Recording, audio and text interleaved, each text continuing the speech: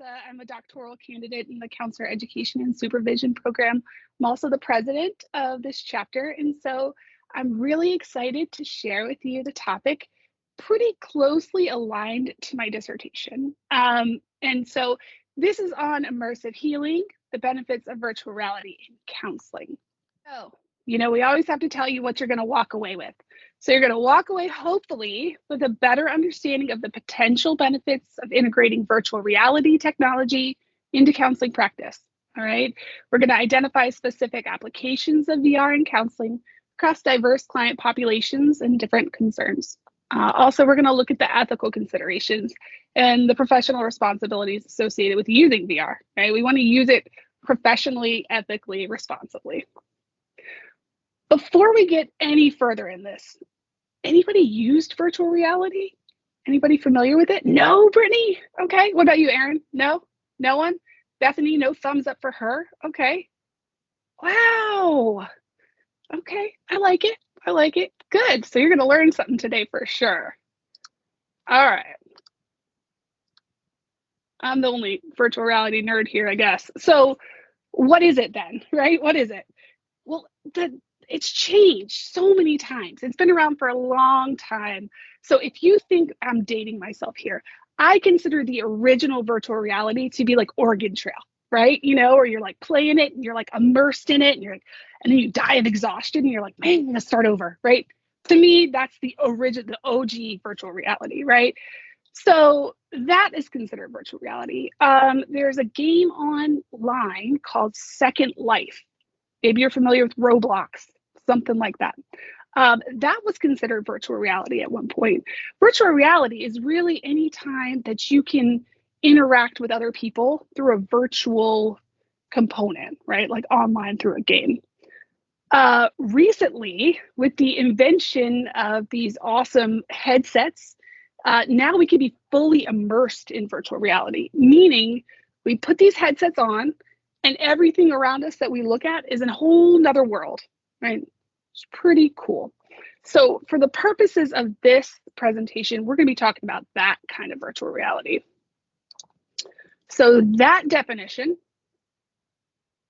is a computer-generated representation of a three-dimensional environment, meaning I can look around and see everything, where individuals can authentically or tangibly engage using special digital devices, including headgear with built-in screens or gloves equipped with sensors. Yeah, me too, Sherry. So here's mine. All right. That's why my hair is a hot mess because I've been wearing it too much today. But essentially what you do is you put it on. This is one of the most recent ones. So it has augmented reality, mixed reality, virtual reality. And so these cameras can look out and see things while I'm in a virtual world. It's really kind of cool. But also you can either use your hands and touch things, or there's controllers that you can use to move around in the environments and touch and engage in things. So this type of virtual reality is what we're talking about, this immersive kind of thing. It's really neat. So let's talk about the immersion. All right. So in this immersive therapeutic environment now for counseling, you can simulate real life scenarios in these artificially generated worlds. Okay. And we're going to watch some videos, so you're going to see exactly what I'm talking about. These worlds are designed to engage your senses: sight, sound, taste. I'm lying. Touch, not taste. Wouldn't that be great? I'm lying. To make you feel like you're there. Right? See, I knew you were paying attention. I like to throw things in to make sure you're watching. Okay, so in these spaces also, counselors can tailor the environment to what your client needs. So say they are afraid of spiders. You can throw a spider in there, right? You can tailor these environments. I mean, don't just throw us. Come on, Aaron. I'm not just gonna, right, Stacy. I'm not just gonna throw a spider, but you get what I mean. You can target this for what your clients need. All right, super cool. So obviously they're therapeutic environments, so we want a therapist involved walking them through it. We don't want to just, have anybody get a hold of this and kind of do it.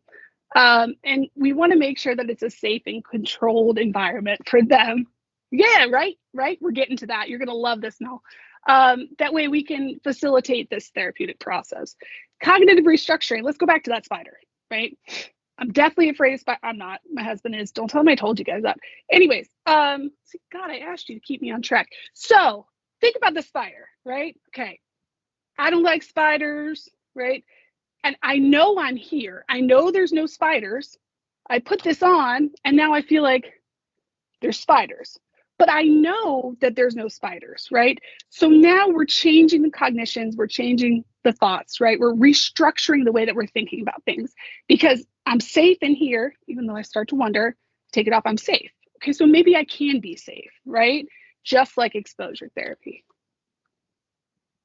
So virtual reality, exposure therapy, right? That's essentially what we're doing, okay? There's two components to this. One, you can use it for assessment, right? To see, do they have this disorder? Is this what's going on? The other side of it is using it for treatment. So let's check out assessment first. So this is super cool, all right? Research has consistently shown that individuals respond to virtual environments as if it was real. Now, I know you haven't done virtual reality, but I can tell you, I have ducked under some hidden things coming over my head so many times and Beat Saber hitting these. You guys got to play it. Anyways, I feel like it's real. When you're in there, you feel like it's real. So when you're working with clients, you can emulate their daily life. You can make it feel like it's real. And in doing so, there are physiological changes that happen with these emotional responses. Okay, so say we put them in, they've got a substance use disorder problem, and we emulate a bar. We've found, and we'll talk about it in a little bit, we've found that there are physiological changes that happen with them. Really interesting, right? The second one we kind of touched on, but you can customize the environment. So let's go back to the bar, right? We can customize that, personalize this. That way we put them in that bar. We put alcohol cravings or we put alcohol paraphernalia, and we monitor their cravings, right? Or their behaviors just for assessment purposes. Okay. Other cool thing is the real-time automated data capture. So instead of saying to your clients, I want you to take a log of how many times you think about spiders in a day. Like, how many times is this impacting your daily life? Take a log, bring it back to me. We'll meet in a week. You can see it automatically using this software. Okay, so eye tracking, right? They see a spider, they look away. The VR can watch that. They can monitor that. They can track that. Do they navigate away from it? Are they moving closer to it? How much time does it take for them to run, to move, to freeze, to flight, whatever, right? All of that can be captured with and you're sitting at a screen watching this. There can be biofeedback where they're connected to a heart rate monitor on their finger.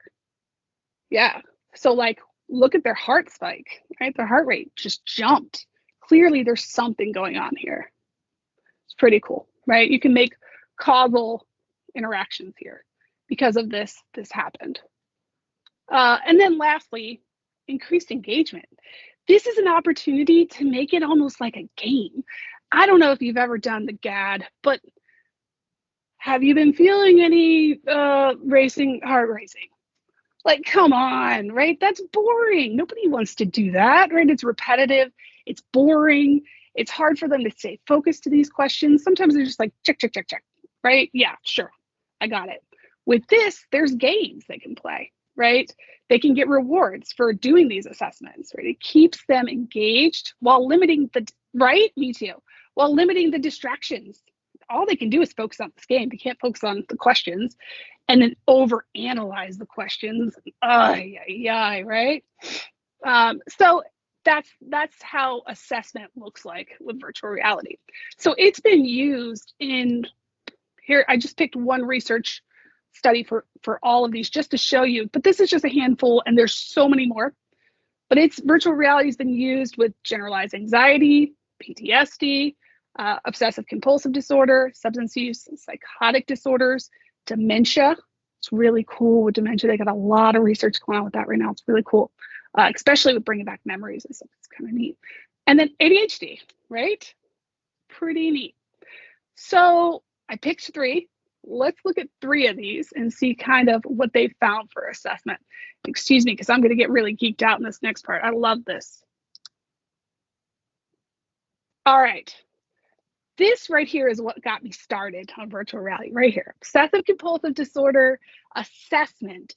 So what they did, right, Kim et al., they used virtual reality to make this realistic space, like a house or office or whatever, and they put things in there and they're monitoring their OCD related tasks. So are they in a house? Are they checking the door? Are they checking the stove? Is the stove off, right? Did I unplug the whatever, the curling iron, whatever, right? And so they're monitoring, they're checking to see how they're doing, and they're measuring their physiological changes. And so in doing so, they were able to differentiate between people that have OCD and people that don't. That's cool, right? That is so cool. LaForest so that was 2012, 2016, they investigated it to see if VR can trigger the anxiety. This one's kind of grody. With people that have OCD with contamination subtype, right? Which means I have to be clean. I don't want anything to be contaminated, whatever. So what they did was they took these clients and they put them in VR restrooms. All right. Yuck. Okay. They're not real. There's VR restrooms. Okay. For 5 minutes. They had them go from restroom to restroom. So imagine stall, like a line of stall. They had them go from stall to stall. And each of these stalls had various degrees of cleanliness. Okay. So the first one, relatively clean, right? That established their baseline for all of the participants in the study. Then they had to touch the toilet and the walls. Yeah, right? First one, relatively clean. Maybe I could do it. Okay. But as they went down the stall, they got dirtier and dirtier, right? Till the end when it was like filthy walls and an unflushed toilet. So they measured their heart rate in this, and they found that the contaminated group was accelerated heart rate. They were clearly upset. Come on in, Scott Young. And as compared to the control group, right? How cool. I thought that was pretty neat. All right, next group. Substance use disorders, okay? So Emelkamp and Vettel, they looked at whether virtual reality could be used to assess the craving response to substance-related cues in individuals with nicotine dependence. So they use cue exposure, meaning that they put different cues out there to elicit the cravings, right? So they put like avatar that was smoking, right? A pack of cigarettes or whatever. And they found that it was effective. They could have virtual avatars smoking and it would trigger cravings, right? So that was efficient just to have a virtual avatar. That means that they really had to believe that it was real, right? We're not talking about seeing Mickey Mouse, right? We're talking about like moving around in a virtual environment and seeing an avatar. That was enough to trigger cravings. So later in 2020, Sagawa et al. Looked at the effectiveness of inducing cravings in virtual reality. So what they found really cool was that social pressure from these avatars induced higher cravings than just being shown a pack of cigarettes. So now you've got AI avatars that are talking about smoking or showing smoking or whatever, and that is even more able, right, to increase these cravings, right? So that shows that immersing individuals in virtual environments related to their specific addiction can enhance craving assessment. And then we can treat them, right? If we can see what their cravings are, what's causing that, what's cueing that behavior, then we can treat them, right? All right. Next disorder. Nope. Why did you do that, silly goose? Here we go. Post-traumatic stress disorder. All right. So Rizzo, who we're going to see in a video a little bit, Rizzo started a long time ago looking at virtual reality for post-traumatic stress disorder, specifically with soldiers and veterans, right? And so what he's been trying to figure out for years is if there's a saying that if you have PTSD, you don't say you have PTSD, right? That's just a saying. So a lot of individuals that have PTSD don't self-report. So what he was looking at is, if I put them through these scenarios, am I going to be able to determine without the self-report? He's still working on that. I don't have good news for you yet, but he's still working on that. Cooperist, and I'm not going to say that last name, they also looked at PTSD, but the trauma portion of it, right? So they investigated using virtual reality as a simulation for real trauma, right? To try and understand how those symptoms developed. So they found that VR simulations can be effective in inducing those intrusive memories, and they can control them. Now, if we can make that happen in a safe, controlled environment, then we can help treat that, right? We can see how they respond, and we can help treat that, okay? And they found that that was more effective. This immersive environment was more effective than a script, reading a script to somebody or showing a video, right? Or imagery of that sort. Pretty impressive. So we've seen the how they assess these disorders. Let's look at the treatment of them. So typically, it's through some sort of exposure therapy treatment. All right, that's why it's VRET. So if you think about traditional exposure therapy, right? It's a slow, graduated type of exposure, right? Here's a picture of a spider, right? Here's a rubber spider. There's a spider in this glass case, right? Now touch the spider, right? Like, it's just slow and I know, Stacey, I'm not touching the spider, but it's a slow and gradual thing, right? And so they gradually confront these situations, these stimuli, right? Just to try and reduce the anxiety around it. With VR, we can create these simulations in a controlled environment where they can feel like they're there, but have the safety of knowing that they're not actually there, right? I see the spider, it looks like it's going to get me, but I know that it's not going to get me. So we can, without having to go out and buy a spider, right? Or plastic spiders or a picture of a spider, whatever, we can create these environments. And so clients can experience and practice those coping strategies in that safe space with you, guiding them, right? So then they can be desensitized, right? Have effective, make progress, effective treatment.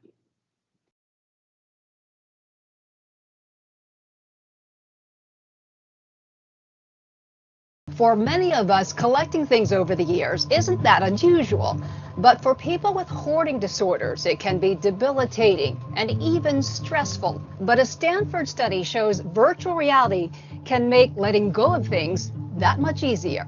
So tell us about your study, VR therapy for hoarding. One of the things that we know is very helpful for treating hoarding disorder is cognitive behavioral therapy, a very skills-based treatment. We know that the core of hoarding disorder involves an attachment to items and difficulty letting go.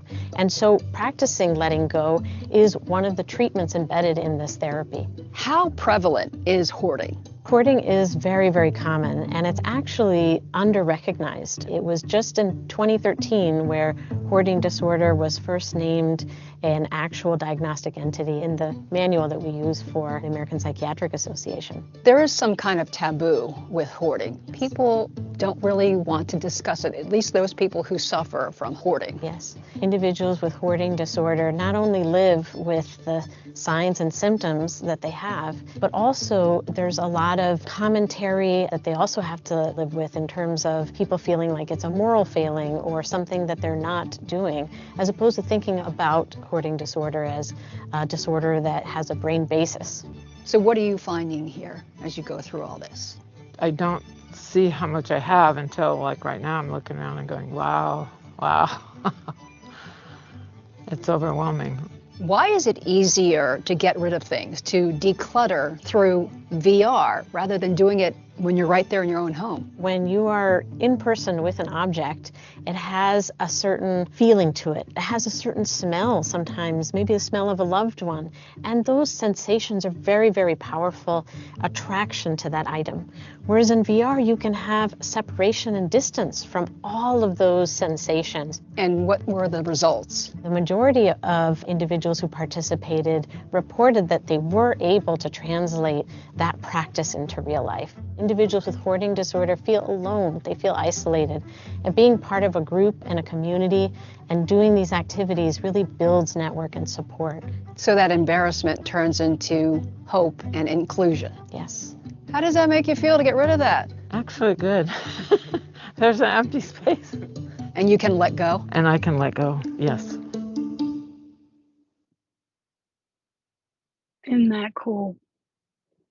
There is technology out right now where they can go into someone's house and they can take a visual image. They can like go around my office and they can put it in the virtual, and it allows the patients to clean their own space so that they can see what it would be like without those items. How cool is that? Like, that is just awesome. I get amped. I get really amped about that. All right, so the next one.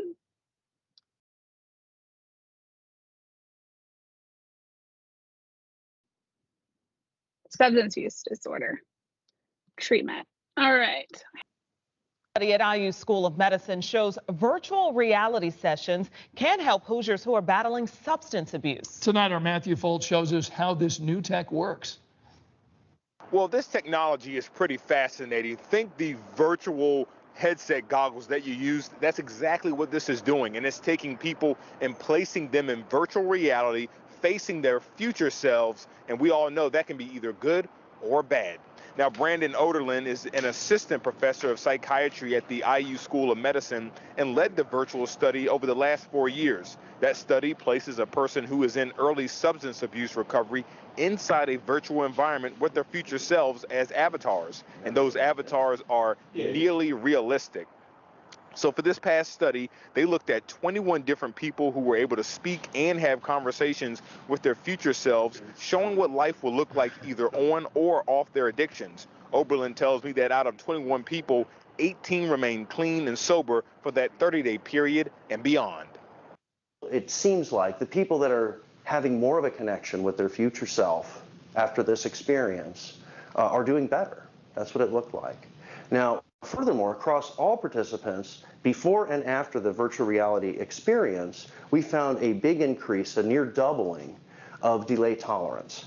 So we can actually quantify how much somebody is willing to wait for a reward.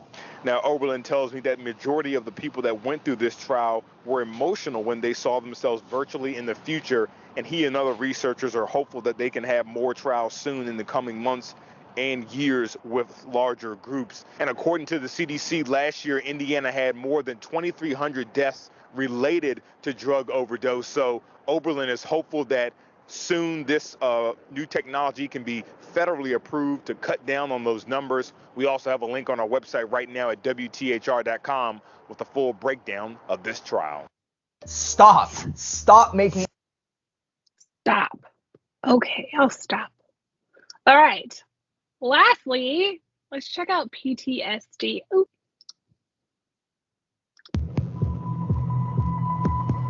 Actually, start taking some small arms fire.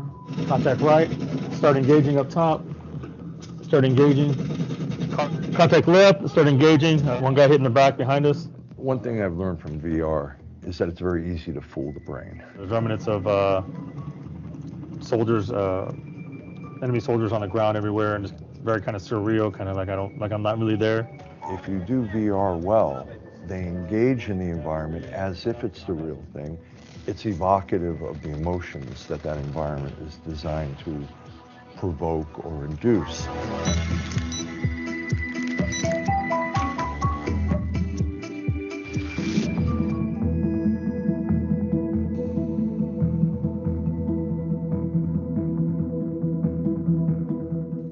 power of VR is nothing short of a paradigm shift in how we consume media. You're in the story, you're in the world, and that is where the power of VR is important for psychology and for treatment. The use of VR actually helped me get me past a sticking point with my traditional therapist, and I couldn't really delve deep into what was bothering me. My symptoms with PTS were pretty much the entire gamut. It starts, unfortunately, at nighttime with not being able to sleep. I never got to sleep deep enough where I would hit nightmares, which leads to the next day. Irritability, a lot of anger issues, avoidance of my past, things that happened, or of dangerous situations.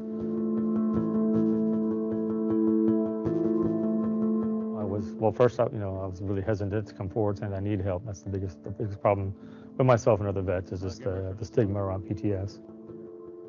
I was looking for an alternative, started asking around. I heard about Skip's work with virtual reality.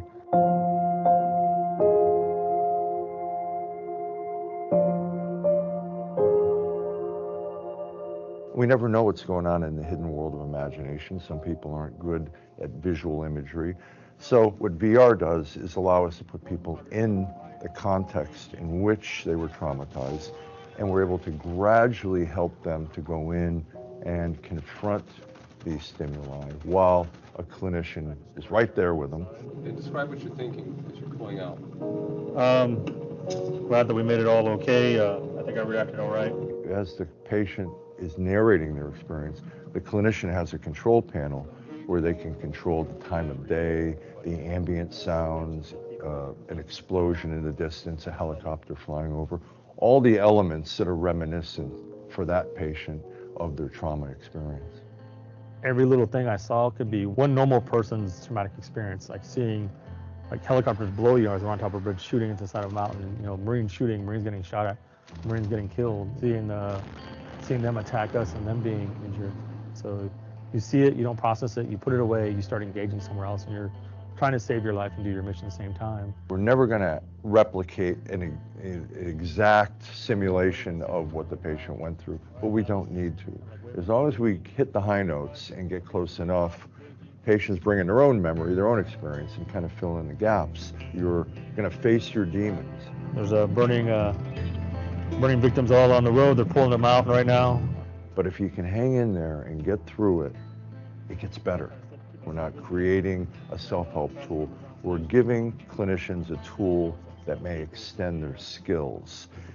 So it really opened the door and let me kind of begin my healing process. This is really a leap forward in my progress, and it's really been beneficial. It's a unique way to unlock the things that your mind pushes down because it's in a dark, scary place. And that's the. So this is all really neat, right? Like, it's so cool, like working with PTSD, but you might be thinking, I don't plan on doing that, right? So this sounds cool, but what about me? Like, I just want to work with people that have anxiety or depression. How can this help me? That's a great question, actually. Virtual reality can be used in multiple ways, not just for the extreme, not just for clients that have severe illnesses. You can use it in your day-to-day practice with your any clients. So it's because virtual reality can enhance the traditional techniques. It can be used right next to what you're already using. Okay, so let's look at CBT, cognitive behavioral therapy. That looks at how our thoughts impact our feelings and our behaviors, right? And the cycle goes round and around and around. Virtual reality can help with like behavioral skills training, cognitive restructuring, right? Changing the thoughts that impact the feelings, that impact the behaviors, right? So say, for example, you have a client coming up that has a big speech, or they have a flight across country and they're nervous. VR can help them, right? They can give a speech in this virtual world. They can virtually get on a plane, right? It can help them too. What about an anxious client that can't stop that constant to-do list in their head? Like constantly, what do I have to do? I have to do this, I have to do this. It's impacting their sleep, right? Impacting their focus. Well, relaxation and mindfulness, it can help with that. I did have a video for you guys on that. However, watching a video of somebody's view in virtual reality is enough to make you feel like you're on a roller coaster. It is not recommended. It's motion sickness and everything. I recorded myself. I was going to put it. It's bad. it's different when you are immersed in the world. It doesn't feel so much movement. When you're looking at it from a distance, it's noticeable. So I'm not going to share that clip, but let's look at these behavioral skills, all right? A little bit closer. So because VR makes people feel like they're actually in that world, or they're actually in that environment, the skills that they learn there transfer to real life, right? So going on a flight, giving a speech, right? They actually feel the physiological changes, the emotional changes. So they can apply those right to real life instances, okay? Engaging feedback. We get immediate feedback, right? Like a game environment, right? They're excited. We can see their emotions. We can see the impact, right? If they're engaged, if they like it, they're going to keep coming back. They're going to adhere to the treatment protocols, and they're going to have good outcomes because they like it. They're engaged, right? And so what they find is that VR does increase client engagement. It does help with retention of clients. Okay, if you're successful, you're going to keep going. You're going to keep doing, right? Flexible practice space. You can use VR telemental health, right? If I have one and my client has one, right? Or if my client has one and they share, they cast it, right? I can see their screen. So I can use this with them through telemental health. I can use it in person if they're using a set. I can have them assign them to an application. Currently, some of my clients, I have 2 clients that have one, they have an application called Trip, and Trip does mindfulness, meditation. And so that's in their treatment plan. They're going to participate in 1 per day, right?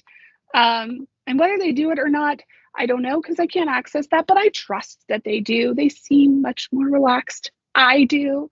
I enjoy it. It helps with focus. It helps with relaxing. It helps right before you go to bed. It's really effective. So this can be used in addendum to your talk therapy and from anywhere. So it increases the ability to have access to programs like that. And then, like I mentioned before, the increased effectiveness, because we can tailor the simulation to the client and create these therapeutic appropriate scenarios, they're going to do better, right? Because it's specific to them, just like tailoring a treatment plan. But now we're giving them a virtual environment. They're going to do better. We're going to enhance their mental health treatment effectiveness, right? So let's look at generalized anxiety disorder.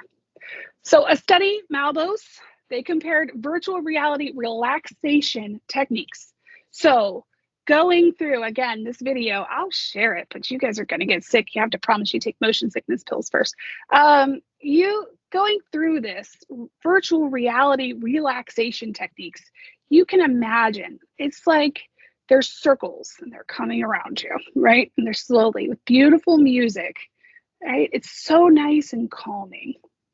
There is one part where you breathe out and you see an image coming as if it's coming out of your mouth.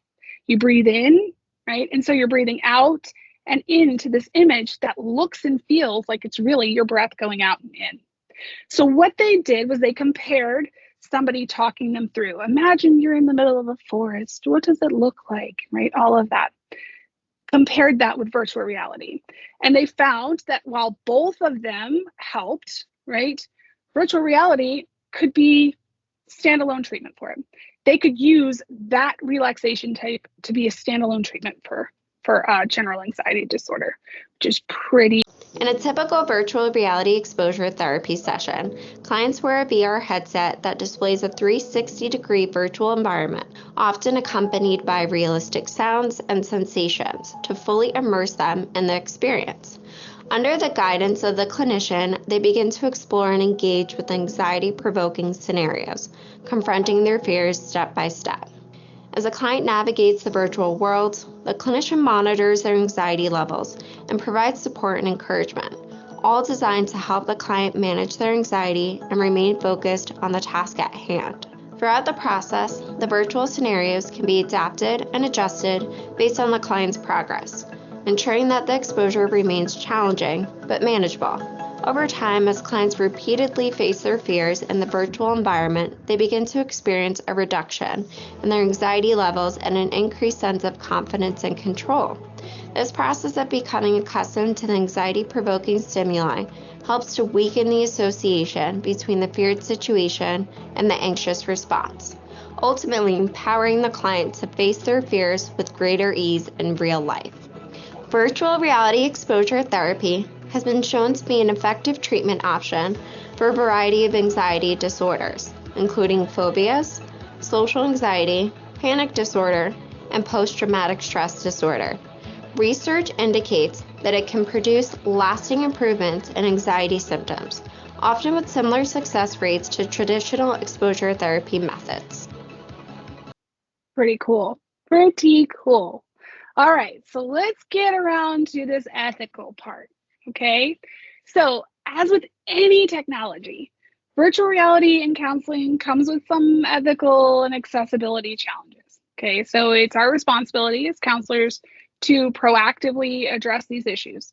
We want to ensure that everyone has equitable access, right? That everyone could have a headset.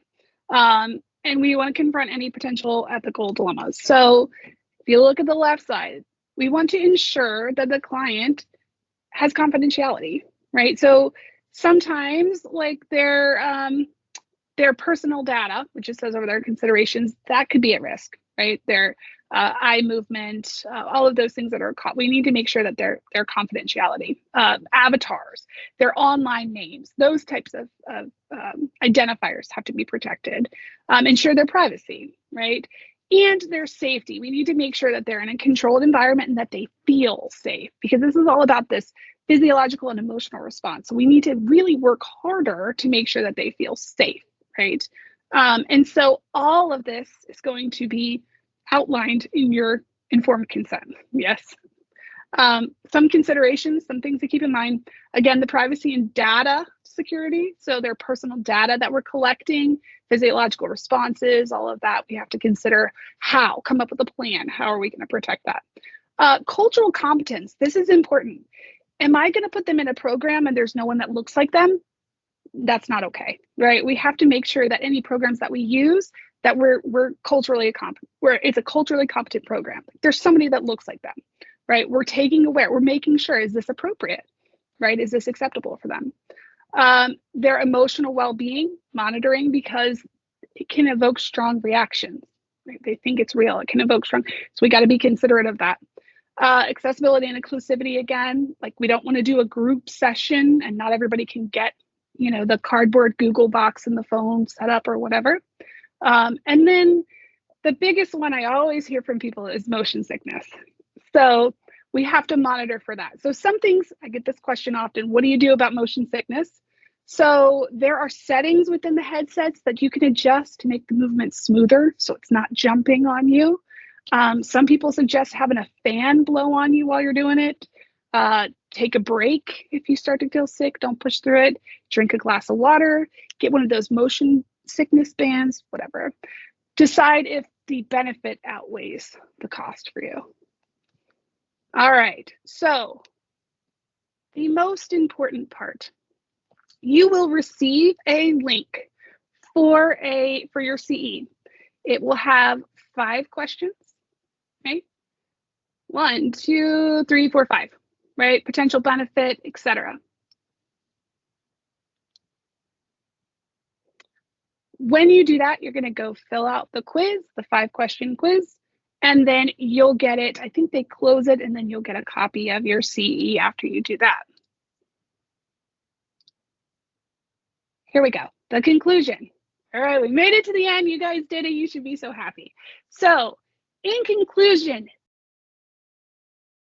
integrating virtual reality into counseling practice creates an immersive therapeutic environment. Virtual reality is particularly helpful with various disorders to include exposure therapy, trauma treatment. Virtual reality can be useful to assist clients experiencing stress because it facilitates relaxation and mindfulness. Ethical considerations must be taken when using virtual reality, so ensure the client's confidentiality, privacy, and security. And the responsible use of virtual reality in counseling is vital. So get ongoing training and supervision if you're going to use virtual reality. All right, thank you to everyone for coming out for the presentation. I hope you learned something tonight.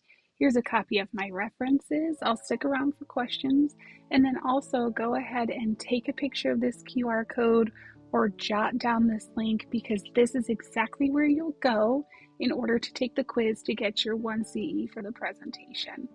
Again, my name is Melissa Smith. You can email me at msmith770@liberty.edu if you have any questions, and I'll stick around for just a little bit. Have a great night, everybody.